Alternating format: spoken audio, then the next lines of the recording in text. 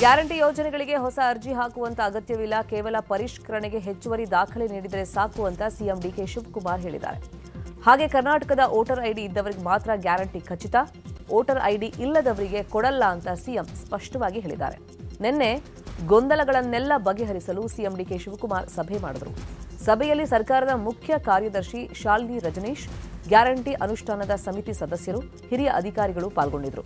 ಗೃಹಲಕ್ಷ್ಮಿ, ಗೃಹಜ್ಯೋತಿ ಪರಿಷ್ಕರಣೆ ಯಾವ ಹಂತಕ್ಕೆ ಬಂದಿದೆ, ಏನೇನಾಗ್ತಿದೆ ಅಂತ ವರದಿಯನ್ನು ಪಡ್ಕೊಂಡ್ರು.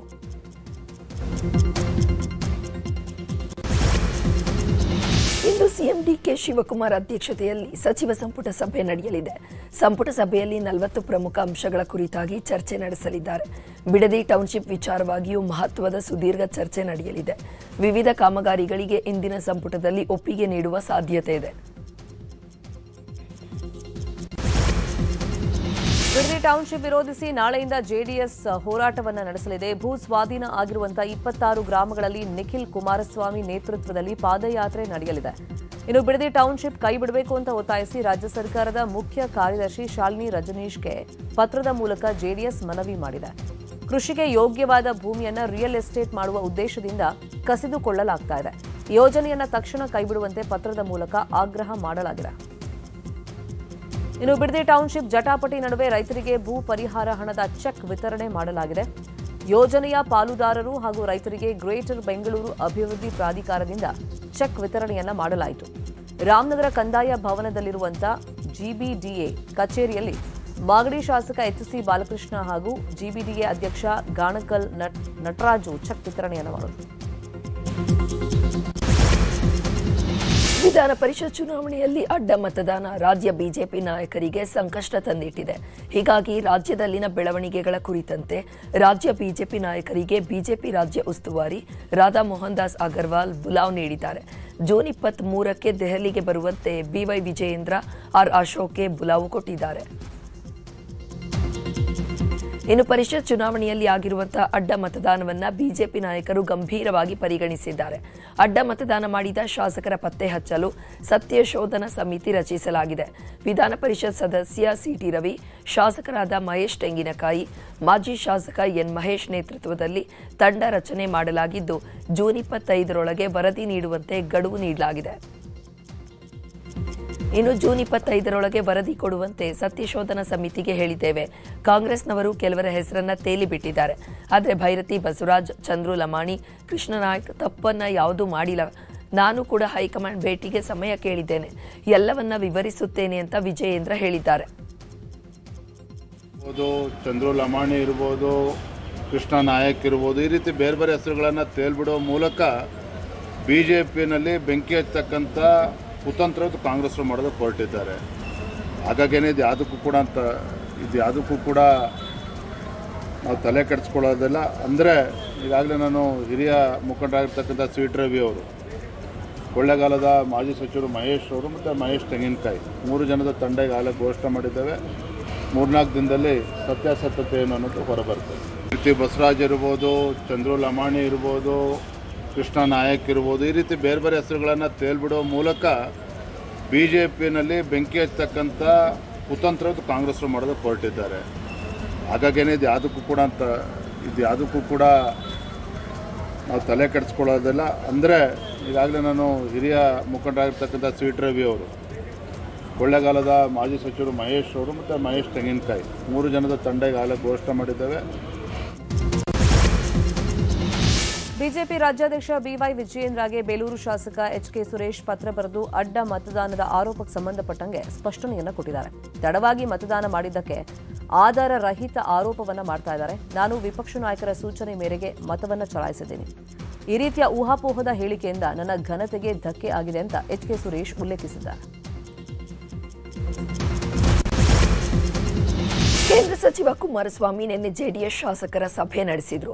18 ಶಾಸಕರಲ್ಲಿ ಜಿಟಿ ದೇವೇಗೌಡರನ್ನ ಬಿಟ್ಟು ಉಳಿದ 17 ಶಾಸಕರನ್ನ ಸಭೆಗೆ ಬರಲು ಸೂಚಿಸಿದ್ರು. ಕ್ಷೇತ್ರದಲ್ಲಿ ಕೆಲಸ ಇದೆ ಅಂತ ಶಾಸಕ ಎಚ್.ಡಿ. ರೇವಣ್ಣ ಬರಲಿಲ್ಲ. ರೇವಣ್ಣ ಬಿಟ್ಟರೆ ಕುಮಾರಸ್ವಾಮಿ ಕರೆದ ಸಭೆಗೆ ಅಡ್ಡ ಮತದಾನ ಮಾಡಿದ 4 ಜೆಡಿಎಸ್ ಶಾಸಕರು ಸೇರಿದಂತೆ 16 ಶಾಸಕರು ಬಂದಿದ್ರು. ಎಲ್ಲರ ಜೊತೆಯೂ ಕುಮಾರಸ್ವಾಮಿ ಮಾತುಕತೆಯನ್ನು ನಡೆಸಿದ್ದಾರೆ. ಅಡ್ಡ ಮತದಾನ ಮಾಡಿದವರನ್ನ ಪಕ್ಷದಿಂದಲೇ ಉಚ್ಚಾಟಿಸುವ ತೀರ್ಮಾನಕ್ಕೂ ಬಂದಿದ್ದಾರೆ. ಕಾಂಗ್ರೆಸ್ನ ಹಿರಿಯ ನಾಯಕ ಎಚ್ಕೆ ಪಾಟೀಲ್ ಅವರಿಗೆ ಸಚಿವ ಸ್ಥಾನ ನೀಡುವಂತೆ ಬಾಗಲಕೋಟೆ ಜಿಲ್ಲೆಯ ವಕೀಲರು ಆಗ್ರಹ ಮಾಡಿದ್ದಾರೆ. ನಗರದಲ್ಲಿ ಸುದ್ದಿಗೋಷ್ಠಿ ನಡೆಸಿ ಮಾತನಾಡಿದ ಕಾಂಗ್ರೆಸ್ ಮುಖಂಡ ವಕೀಲ ರಮೇಶ್ ಬನ್ನೂರ್, ಎಚ್ಕೆ ಪಾಟೀಲ್ ಅವರ ಸೇವೆ, ಅನುಭವ ಮತ್ತು ಪಕ್ಷದ ಮೇಲಿನ ನಿಷ್ಠೆಯನ್ನ ಪರಿಗಣಿಸಿ ರಾಜ್ಯ ಸರ್ಕಾರ ಸಚಿವ ಸಂಪುಟದಲ್ಲಿ ಸೂಕ್ತ ಸ್ಥಾನಮಾನ ನೀಡಬೇಕು. ಯಾವುದೇ ಗುಂಪುಗಾರಿಕೆ ಅಥವಾ ಒತ್ತಡದ ರಾಜಕಾರಣ ಮಾಡದೆ ಪಕ್ಷದ ತತ್ವಗಳಿಗೆ ಬದ್ಧರಾಗಿ ಕೆಲಸ ಮಾಡಿದ್ದಾರೆ. ಎಚ್ಕೆ ಪಾಟೀಲ್ ಅಭಿಮಾನಿಗಳು ಹಾಗೂ ಕಾರ್ಯಕರ್ತರ ಭಾವನೆಗಳಿಗೆ ಗೌರವ ನೀಡಿ ರಾಜ್ಯ ಸರ್ಕಾರ ಸೂಕ್ತ ನಿರ್ಧಾರ ಕೈಗೊಳ್ಳಬೇಕು ಅಂತ ಹೇಳಿ ಆಗ್ರಹ ಮಾಡಿದ್ದಾರೆ. ಅವ್ರನ್ನ ಯಾವುದಾದ್ರು ಅವರು ಬೇರೆ ರಾಜಕೀಯ ವ್ಯಕ್ತಿಗಳ ತರದಲ್ಲಿ ಗುಂಪುಕೊಂಡು ಅಥವಾ ಜನರನ್ನ ಏನೋ ಮಾಡಿ ಒತ್ತಾಯ ಮಾಡಿ ನಾವು ಹುದ್ದೆಲ್ಲ ಎಲ್ಲರೂ ಕೂಡ ಅವರು ನನಗೆ ನಮ್ಮ ರಾಜಕಾರಣ ಮಂತ್ರಿ ಕೊಡ್ರಿ, ನನಗೂ ಮುಂದಿನ 1999ರಲ್ಲಿ 57 ಜನ ಸಹಿ ಮಾಡಿಕೊಂಡು ಅವ್ರು ಮುಂದೆ ಬಂದಾಗ ಅವರು ಅವತ್ತು ಮುಖ್ಯಮಂತ್ರಿ ಸ್ಥಾನವನ್ನು ತ್ಯಾಗ ಮಾಡಿ ಅವತ್ತಿನ ಯಶಸ್ವಿ ಅವರು ಮುಖ್ಯಮಂತ್ರಿ ಆದರು. ನಮ್ಮ ಕರ್ನಾಟಕ ಸರ್ಕಾರ ಅವ್ರನ್ನ ಮಂತ್ರಿ ಮಾಡೋದ್ರಿಂದಾಗಿ ಸರ್ಕಾರಕ್ಕೂ ಸರಿಯಾದಂತ ಮಾರ್ಗದರ್ಶನ ಸಿಗ್ತದೆ. ಆ ಸರ್ಕಾರಕ್ಕೆ ಸರಿಯಾದಂತಹ ಒಂದು ಏನೋ ಸಮಸ್ಯೆ ಬರ್ಬೋದು ಅಥವಾ ಗಡಿ ಸಮಸ್ಯೆಗಳು ಬರ್ಬೋದು. ಅಂತ ಸಮಸ್ಯೆಗಳು ಬಂದಾಗ ಸರಿಯಾದ ಸಮರ್ಥವಾಗಿ ನಿಭಾಯಿಸುವ ವ್ಯಕ್ತಿತ್ವ ಯಾರು ಸನ್ಮಾನ ಹೆಚ್ಚಿಗೆ ಪಡ್ತಿದ್ವಿ. ಹಾಗಾಗಿ ನಾವು ಹೆಚ್ಚಿಗೆ ಪಡ್ಕೊಂಡು ಕನ್ಸಿಡರ್ ಮಾಡಬೇಕು ಅಂತ ರಾಜ್ಯದ ಮುಖ್ಯಮಂತ್ರಿಗಳನ್ನ ಮತ್ತು ಸನ್ಮಾನ ಸಿದ್ದರಾಮಯ್ಯ ಅವರನ್ನ ಹಾಗೂ ಏನು ನಮ್ಮ ಪಕ್ಷದ ಕಾಂಗ್ರೆಸ್ ಪಕ್ಷದ ಹೈಕಮಾಂಡ್ ನಮ್ಮ ಸೋನಿಯಾ ಗಾಂಧಿ ಅವರನ್ನ ಮತ್ತು ರಾಹುಲ್ ಗಾಂಧಿ ಅವರನ್ನ ನಾವು ಈ ಸಂದರ್ಭದಲ್ಲಿ ಒತ್ತಾಯಿಸ್ತೇವೆ. ಬೇಲೂರು ಕ್ಷೇತ್ರದಲ್ಲಿ 2750 ಎಕರೆ ಸರ್ಕಾರಿ ಜಮೀನು ಅಕ್ರಮ ಹಂಚಿಕೆಗೆ ಸಂಬಂಧಪಟ್ಟಂತೆ ಬೇಲೂರು ಮಾಜಿ ಶಾಸಕ ಕೆಎಸ್ ಲಿಂಗೇಶ್ ಸೇರಿದಂತೆ 12 ಜನರನ್ನ ಸಿಐಡಿ ಅಧಿಕಾರಿಗಳು ಬಂಧಿಸಿದ್ದಾರೆ. ಬೇಲೂರು ಕ್ಷೇತ್ರದಿಂದ ಜೆಡಿಎಸ್ ಶಾಸಕರಾಗಿದ್ದಾರೆ. 2016ರಿಂದ 2022ರ ನಡುವೆ ಅಕ್ರಮವಾಗಿ ಬಗರ್ ಹುಕುಂ ಜಮೀನು ಮಂಜೂರಾತಿ ಮಾಡಲಾಗಿತ್ತು. ಕೆಸಿ ರಾಜಣ್ಣ ಎನ್ನುವವರ ದೂರಿನ ಮೇರೆಗೆ ಕೋರ್ಟ್ ತನಿಖೆಗೆ ಆದೇಶಿಸಿತ್ತು. ಅದರಂತೆ ಮಾಜಿ ಶಾಸಕ ಲಿಂಗೇಶ್ ಸೇರಿದಂತೆ 12 ಜನರನ್ನ ಬಂಧಿಸಿದ್ದಾರೆ. ಈ ಬಗ್ಗೆ ಹೈಕೋರ್ಟ್ಗೆ ಎಸ್ಪಿಪಿ ಬಿಎನ್ ಜಗದೀಶ್ ಮಾಹಿತಿ ನೀಡಿದ್ದಾರೆ. ಕೆಎಸ್ ಲಿಂಗೇಶ್ 2018ರಲ್ಲಿ ಚುನಾವಣೆಯಲ್ಲಿ ಬೇಲೂರು ಕ್ಷೇತ್ರದಿಂದ ಜಯ ಗಳಿಸಿದ್ರು.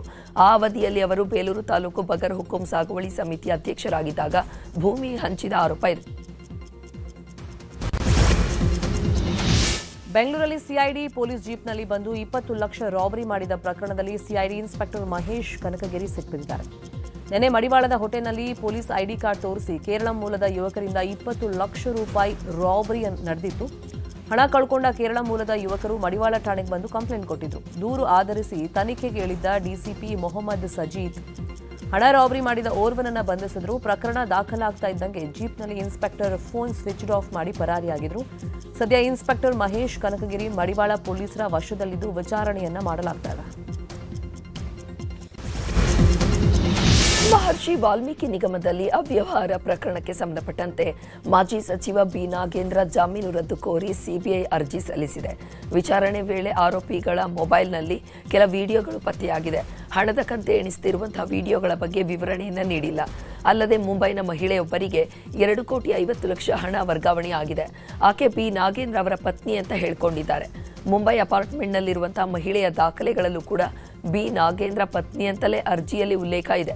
ಹಣದ ವರ್ಗಾವಣೆ ಬಗ್ಗೆ ಸೂಕ್ತ ವಿವರಣೆಯನ್ನ ನೀಡಿಲ್ಲ.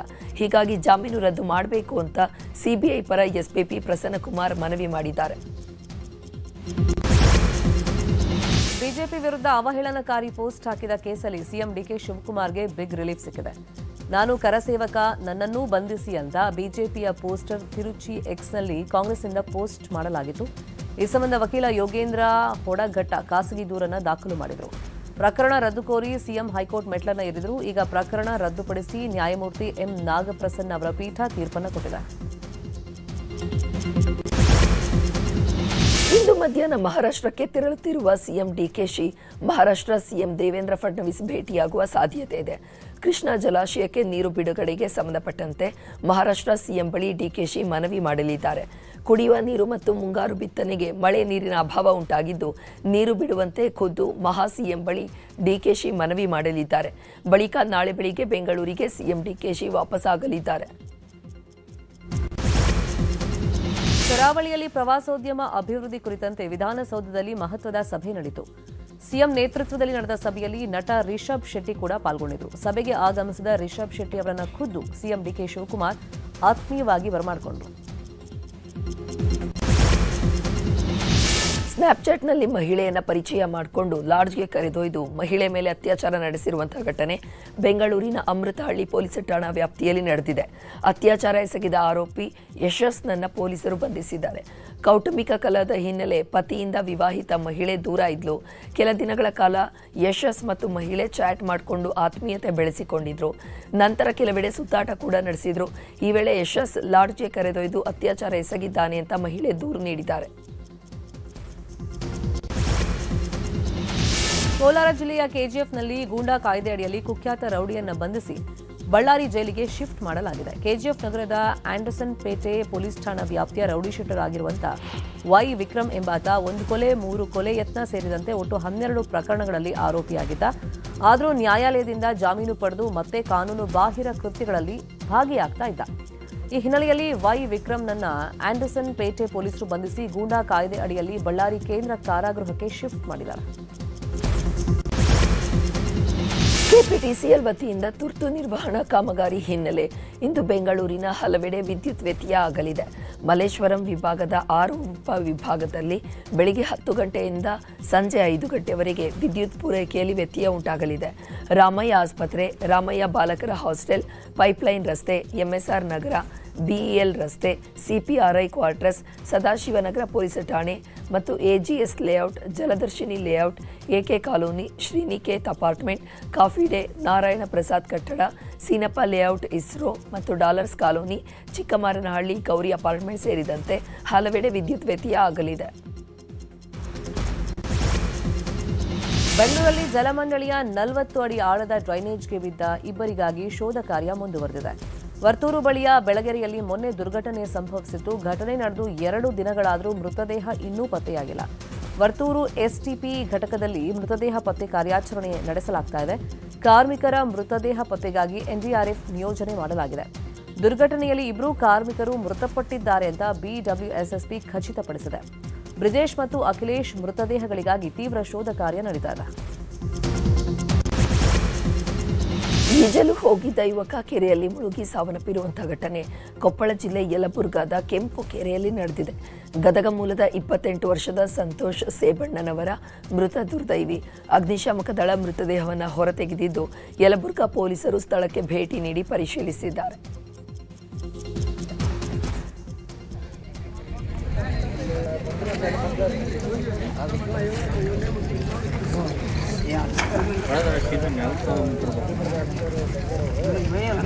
बैंडी टाइप से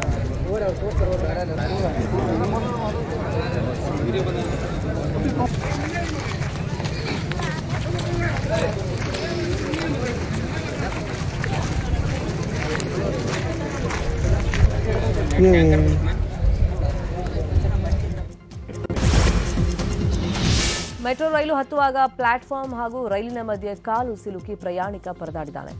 ನಾಡಪ್ರಭು ಕೆಂಪೇಗೌಡ ನಿಲ್ದಾಣ ಮೆಜೆಸ್ಟಿಕ್ನಲ್ಲಿ ಓಡ್ ಹೋಗಿ ರೈಲು ಹತ್ತುವಾಗ ಈ ಅವಘಡ ಸಂಭವಿಸಿದೆ. ಪ್ರಯಾಣಿಕನ ರಕ್ಷಣೆಗೆ ಮೆಟ್ರೋ ಸಿಬ್ಬಂದಿ ಹರಸಾಹಸ ಪಟ್ಟಿದ್ದಾರೆ. ಕೊನೆಗೆ ಪ್ರಯಾಣಿಕನನ್ನ ರಕ್ಷಣೆ ಮಾಡಿದ್ದು, ಕಾಲಿಗೆ ಗಂಭೀರ ರೀತಿಯಲ್ಲಿ ಗಾಯ ಆಗಿದೆ. ಎಐ ಬಳಸಿ ನಟಿ ರುಕ್ಮಿಣಿ ವಸಂತ್ ಅಶ್ಲೀಲ ಫೋಟೋ ವೈರಲ್ ಪ್ರಕರಣದಲ್ಲಿ ಸೈಬರ್ ಕಮಾಂಡ್ ಪೊಲೀಸರು 3 ಬಂಧಿಸಿದ್ದಾರೆ. ಬಾಗಲಕೋಟೆಯ ರವಿಕುಮಾರ್, ತೀರ್ಥಹಳ್ಳಿ ಮೂಲದ ಚಂದ್ರಕಾಂತ್ ಮತ್ತು ಬೆಂಗಳೂರಿನ ಮಂಜುನಾಥ ನಗರ ನಿವಾಸಿ ರಂಜಿತ್ ಲಾಕ್ ಆಗಿದ್ದಾರೆ. ಎಐ ತಂತ್ರಜ್ಞಾನ ಬಳಸಿ ನಟಿಯ ವಿಡಿಯೋ ಮತ್ತು ಫೋಟೋ ವೈರಲ್ ಮಾಡಿದ್ರು. ಬಂಧಿತರಿಂದ ಕೃತ್ಯಕ್ಕೆ ಬಳಸಿದ 3 ಮೊಬೈಲ್ ವಶಪಡಿಸಿಕೊಂಡಿದ್ದಾರೆ. ಸೈಬರ್ ಕಮಾಂಡ್ ಪೊಲೀಸರು ತನಿಖೆ ಮುಂದುವರೆಸಿದ್ದಾರೆ. ನಕಲಿ ಆಧಾರ್ ಕಾರ್ಡ್ ತಯಾರಿಸಿ ವಂಚನೆ ಪ್ರಕರಣದಲ್ಲಿ ಬೆಳಗಾವಿ ಮಾರ್ಕೆಟ್ ಪೊಲೀಸರು 2 ಆರೋಪಿಗಳನ್ನು ಬಂಧಿಸಿದ್ದಾರೆ. ನಕಲಿ ವ್ಯಕ್ತಿಗಳನ್ನು ನ್ಯಾಯಾಲಯಕ್ಕೆ ಜಾಮೀನುದಾರರಾಗಿಸಿ ವಂಚನೆ ಮಾಡ್ತಾ ಇದ್ರು. ಸದ್ಯ ಇಮ್ರಾನ್ ಮಿಶ್ರಿ ಕೋಟೆ, ಅವಿನಾಶ್ ಲಾಖೆ ಲಾಕ್ ಆಗಿದ್ದಾರೆ. ನಕಲಿ ದಾಖಲೆ ತಯಾರಿಸ್ತಾ ಇದ್ದ ಕಂಪ್ಯೂಟರ್ ಸೇರಿದಂತೆ ವಸ್ತುಗಳನ್ನು ಜಪ್ತಿ ಮಾಡಲಾಗಿದೆ. ಮಾರ್ಕೆಟ್ ಠಾಣೆಯಲ್ಲಿ ಕೇಸ್ ದಾಖಲಾಗಿದೆ.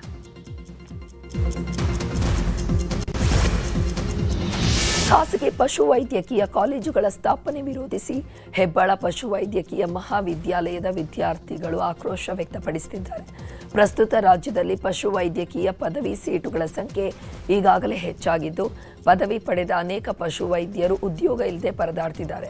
ಸರ್ಕಾರಿ ಉದ್ಯೋಗಿಗಳ ಸಂಖ್ಯೆ ಕಡಿಮೆಯಾಗಿರುವ ಸಂದರ್ಭದಲ್ಲಿ ಮತ್ತಷ್ಟು ಖಾಸಗಿ ಕಾಲೇಜುಗಳನ್ನು ಆರಂಭ ಮಾಡಿದರೆ ಪದವೀಧರರ ಸಂಖ್ಯೆ ಇನ್ನಷ್ಟು ಹೆಚ್ಚಾಗಿ ನಿರುದ್ಯೋಗ ಸಮಸ್ಯೆ ಗಂಭೀರ ಆಗುತ್ತೆ ಅಂತ ವಿದ್ಯಾರ್ಥಿಗಳು ಆತಂಕ ವ್ಯಕ್ತಪಡಿಸಿದ್ದಾರೆ.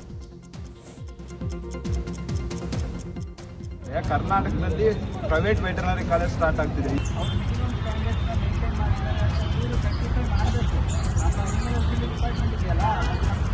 ಯೂಸ್ ಇಲ್ಲ ಅಂತೇಳಿ, ಬಟ್ ಇವಾಗ ನಾವು ನಿಲ್ಸಿದ್ರೆ ನಮಗೆ ಯೂಸ್ ಇಲ್ಲ, ಇಲ್ಲೇ ನಿಂತೋಗುತ್ತೆ ನಮ್ದೆಲ್ಲ.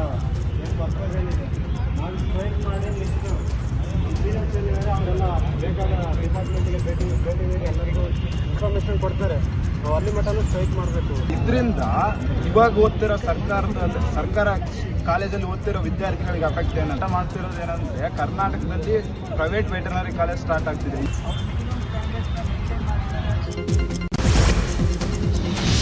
ಹಾವೇರಿಯ ವೆಂಕಟಾಪುರ ತಾಂಡಾದ ರೈತನಿಗೆ ಎತ್ತನ್ನ ಕೊಳ್ಳೋದಕ್ಕೆ ದುಡ್ಡಿಲ್ಲದೆ ಮಕ್ಕಳಿಗೆ ನೊಗ ಕಟ್ಟಿ ಕೃಷಿ ಮಾಡ್ತಾ ಇದ್ರು. ಈ ಬಗ್ಗೆ ನ್ಯೂಸ್ 18 ವಿಸ್ತೃತ ವರದಿಯನ್ನ ಪ್ರಸಾರ ಮಾಡಿತ್ತು. ನ್ಯೂಸ್ 18 ವರದಿಯಿಂದ ಎಚ್ಚೆತ್ತ ಜಿಲ್ಲಾಡಳಿತ ಸಂಕಷ್ಟದಲ್ಲಿದ್ದ ರೈತನಿಗೆ ಕಳೆನಾಶ ಯಂತ್ರವನ್ನು ವಿತರಿಸಿದೆ. ಹಾವೇರಿ ಜಿಲ್ಲಾಧಿಕಾರಿ ಕಚೇರಿ ಮುಂಭಾಗದಲ್ಲಿ ಡಿಸಿ ವಿಜಯ ಮಹಂತೇಶ್ ದಾನಮ್ಮನವರ್ ರೈತ ಶಂಕರಪ್ಪ ಲಮಾಣಿಗೆ ಯಂತ್ರವನ್ನು ವಿತರಣೆ ಮಾಡಿದ್ದಾರೆ.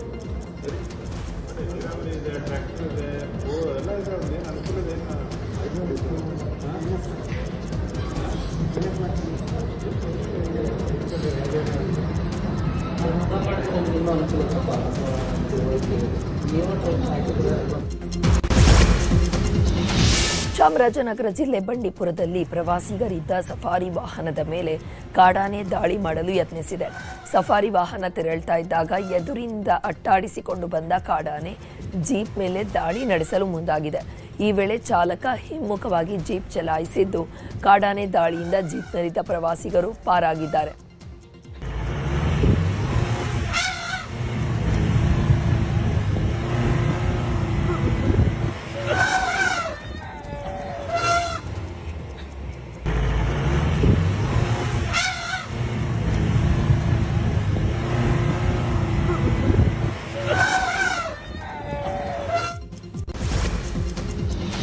ಬೆಳಗಾವಿಯಲ್ಲಿ 2 ಲಾರಿಗಳ ನಡುವೆ ಭೀಕರ ಅಪಘಾತ ಸಂಭವಿಸಿದೆ. ಕಿತ್ತೂರು ತಾಲೂಕಿನ ಎಂಕೆ ಹುಬ್ಬಳ್ಳಿಯಲ್ಲಿ ನಡೆದಿರುವಂತಹ ಘಟನೆ. ಅಪಘಾತದ ರಭಸಕ್ಕೆ ಏಕಾಏಕಿ ಲಾರಿಯಲ್ಲಿ ಬೆಂಕಿ ಕಾಣಿಸಿಕೊಂಡು ಗೋವಿಂದಜೋಳ ಸುಟ್ಟು ಕರಕಲಾಗಿದೆ. ಸ್ಥಳಕ್ಕೆ ದೌಡಾಯಿಸಿದ ಅಗ್ನಿಶಾಮಕ ಸಿಬ್ಬಂದಿ ಹಾಗೂ ಪೊಲೀಸರು ಬೆಂಕಿ ನಂದಿಸಲು ಹರಸಾಹಸ ಪಡ್ತಾರೆ.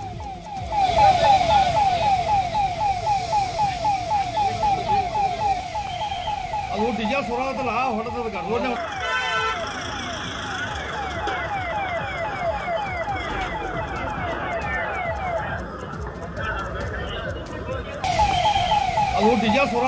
ಹೊಡೆದದ ರೋಡ್ನೇ ಹೊಡೆದಲ್ಲ ಸುರು ಡಿಜಲ್.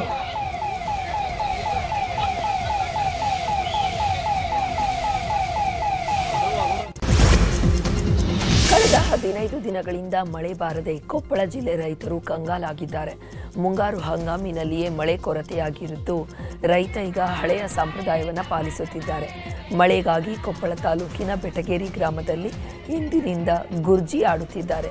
ತಲೆ ಮೇಲೆ ರೊಟ್ಟಿ ಹಂಚಿನ ಮೇಲೆ ಗುರ್ಜಿಯನ್ನು ಪ್ರತಿಷ್ಠಾಪಿಸಿಕೊಂಡು ಊರಿನ ಮನೆ ಮನೆಗೆ ಹೋಗಿ ಹಾಡನ್ನು ಹಾಡುತ್ತಾ ಗುರ್ಜಿಗೆ ನೀರು, ಧಾನ್ಯ ಮತ್ತು ಹಣವನ್ನು ಪಡೆಯುತ್ತಿದ್ದಾರೆ. 3 ದಿನ ಗುರ್ಜಿ ಆಡಿದರೆ ಮಳೆ ಬರುತ್ತೇನೋ ಅಂತ ನಂಬಿಕೆ ಇದೆ. ಇಂದಿನಿಂದಲೇ ಗುರ್ಜಿ ಆಡಲು ಮುಂದಾಗಿದ್ದಾರೆ. ಕೊನೆಗೆ ಸಂಗ್ರಹಿಸಿದಂತಹ ಹಣ ಮತ್ತು ಧಾನ್ಯದಿಂದ ಊರಿನಲ್ಲಿ ಪ್ರಸಾದ ತಯಾರಿಸಿ ಅನ್ನದಾನ ಮಾಡಲಾಗುತ್ತೆ. ಸಹಜ ಸಮೃದ್ಧ ಸಂಸ್ಥೆ ನೇತೃತ್ವದಲ್ಲಿ ಹುಬ್ಬಳ್ಳಿಯ ಅರ್ಬನ್ ಒಯಾಸಿಸ್ ಮಾಲ್ನಲ್ಲಿ ಹಲಸು ಮೇಳ ಆಯೋಜನೆ ಮಾಡಲಾಗಿದೆ. ಜೂನ್ 21ರವರೆಗೆ ಹಲಸು ಮೇಳ ನಡೆಯಲಿದೆ. ಮೇಳದಲ್ಲಿ ತರಹೇವಾರಿ ಹಲಸಿನ ಹಣ್ಣುಗಳನ್ನು ಪ್ರದರ್ಶನಕ್ಕಿಡಲಾಗಿದೆ. ಮೇಳದಲ್ಲಿ 20ಕ್ಕೂ ಅಧಿಕ ವಿವಿಧ ಹಲಸಿನ ತಳಿಗಳನ್ನು ಪ್ರದರ್ಶನಕ್ಕಿಡಲಾಗಿದ್ದು ಹಲಸು ಪ್ರಿಯರನ್ನ ಕೈ ಬೀಸಿ ಕರೀತಾ ಇದೆ. ಹಲಸಿನ ಪ್ರದರ್ಶನ, ಮಾರಾಟದ ಜೊತೆಗೆ ಹಲಸಿನ ಮಹತ್ವದ ಕುರಿತಂತೆ ಜಾಗೃತಿಯನ್ನು ಮೂಡಿಸಲಾಗ್ತಾ ಇದೆ. ಚಿತ್ರದುರ್ಗ ಜಿಲ್ಲೆಯಲ್ಲಿ ನ್ಯೂಸ್ 18 ಕರುನಾಡ ಹಬ್ಬದ ಕಲರವ ಶುರುವಾಗಿದೆ. ಇಂದಿನಿಂದ 3 ದಿನಗಳ ಕಾಲ ಕಣ್ಮನ ಸೆಳೆಯುವ ಕಾರ್ಯಕ್ರಮಗಳು ನಡೆಯಲಿದೆ.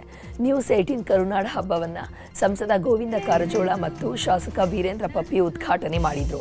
ಇನ್ನು ಒಂದೇ ವೇದಿಕೆಯಲ್ಲಿ 10 ವಸ್ತುಗಳು ಸಿಗಲಿದ್ದು ಸಾಂಸ್ಕೃತಿಕ ಕಾರ್ಯಕ್ರಮಗಳ ಜೊತೆಗೆ ಆಹಾರ ಮೇಳ ಮತ್ತು ಗೃಹೋಪಯೋಗಿ ವಸ್ತುಗಳ ಮೇಳವು ತೆರೆದುಕೊಂಡಿದೆ.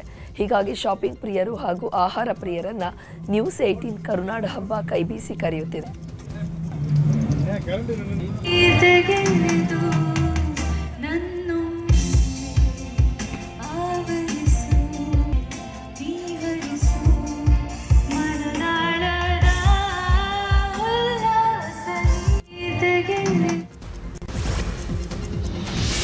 ಆರೋಗ್ಯ ಮತ್ತು ದೈಹಿಕ ಫಿಟ್ನೆಸ್ ಬಗ್ಗೆ ಜಾಗೃತಿ ಮೂಡಿಸೋದಕ್ಕೆ ಮೈಸೂರಲ್ಲಿ ಇದೇ ಜೂನ್ 28ನೇ ತಾರೀಕು ನ್ಯೂಸ್ 18 ವತಿಯಿಂದ ನಮ್ಮ ರನ್ ಮ್ಯಾರಥಾನ್ ಆಯೋಜನೆ ಮಾಡಲಾಗಿದೆ.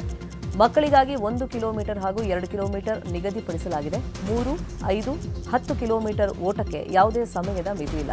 5 ಮತ್ತು 10 ಕಿಲೋಮೀಟರ್ ಓಟಕ್ಕೆ ನಿಗದಿತ ಟೈಮ್ ಫಿಕ್ಸ್ ಮಾಡಲಾಗಿದೆ. ವಿಜೇತರಾದ ಸ್ಪರ್ಧಿಗೆ 1 ಲಕ್ಷ ಬಹುಮಾನವನ್ನು ನೀಡಲಾಗುತ್ತೆ. ಸ್ಕ್ರೀನ್ ಮೇಲೆ ಕಾಣ್ತಿರುವಂತಹ QR ಕೋಡ್ ಅನ್ನು ಸ್ಕ್ಯಾನ್ ಮಾಡಿ ಆಸಕ್ತರು ನೋಂದಣಿಯನ್ನು ಮಾಡಿಸಿಕೊಳ್ಳಬಹುದು.